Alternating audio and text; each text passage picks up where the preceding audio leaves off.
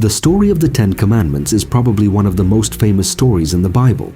After freeing the Israelites from Egypt, the prophet Moses takes them to Mount Sinai, where he receives from God himself 2 tablets containing the 10 commandments. These 10 God-breathed laws become the foundation of the doctrines enshrined in the Judeo-Christian faith.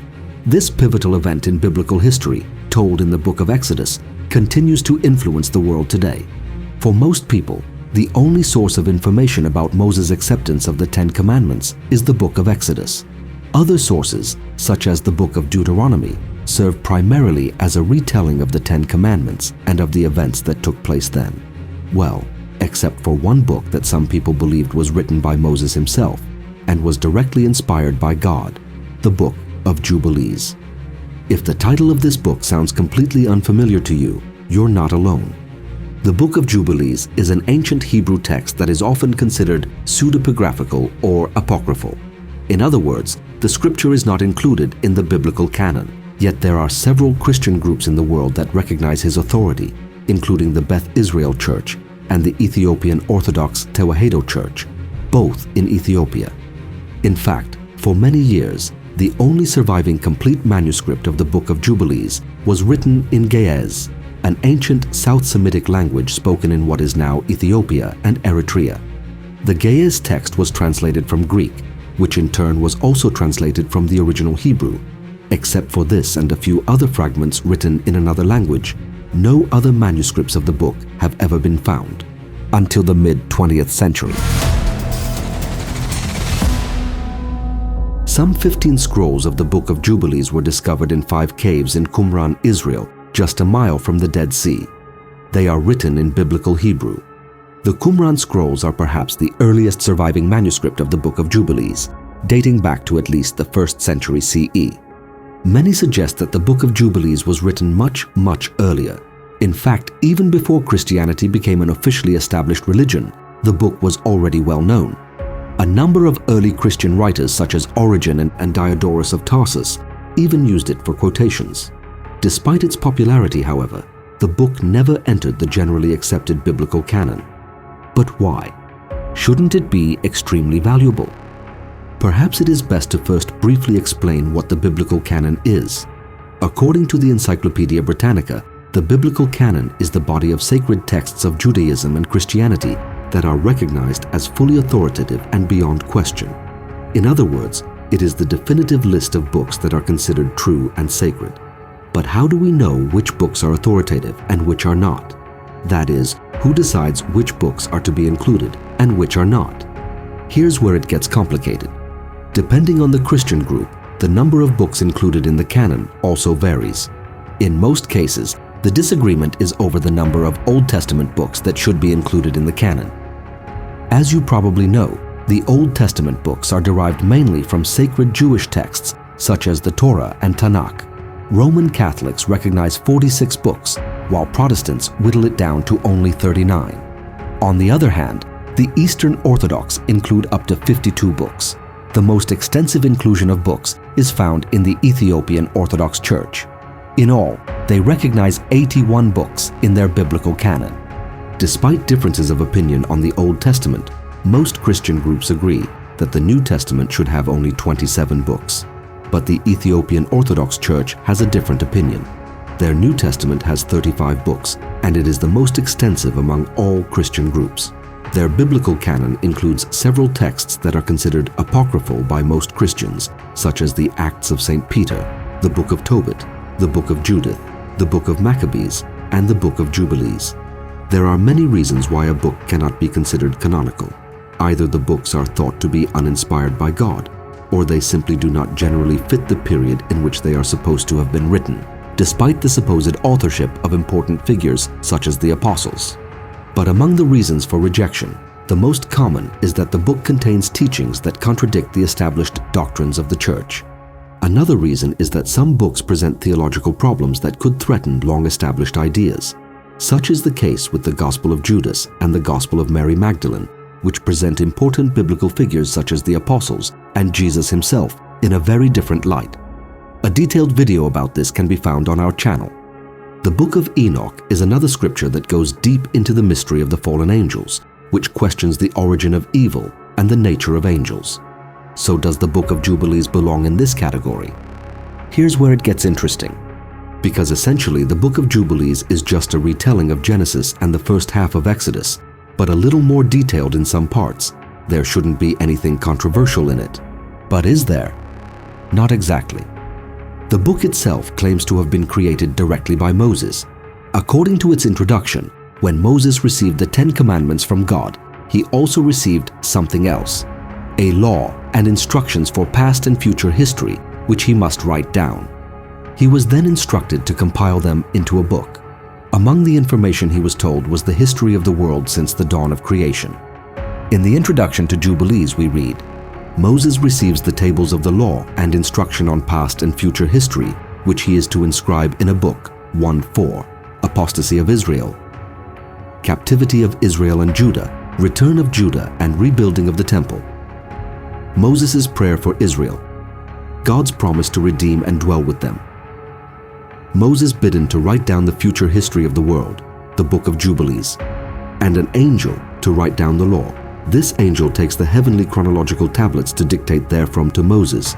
This is the history of the division of the days of the law and of the testimony, of the events of the years, of their year weeks, of their jubilees throughout all the years of the world, as the Lord spake to Moses on Mount Sinai, when he went up to receive the tables of the law and of the commandment, according to the voice of God, as he said unto him, Go up to the top of the mount. From the very beginning, God explains to Moses the structure of the world and why the Sabbath day must be kept holy. According to the book, God created the world with a very specific cyclical order in mind, centered around the number 7. He created the world in 6 days and rested during the 7th.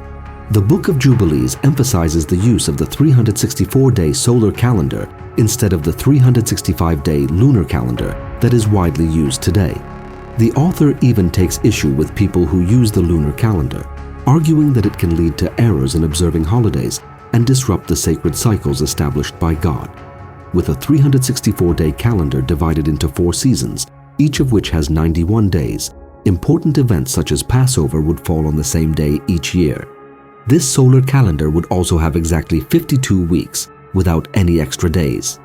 Each year is also part of a larger timeline of 7 years.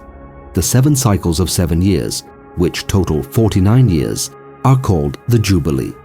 According to the book, everything that happens in heaven and on earth moves according to the divine clock set by God.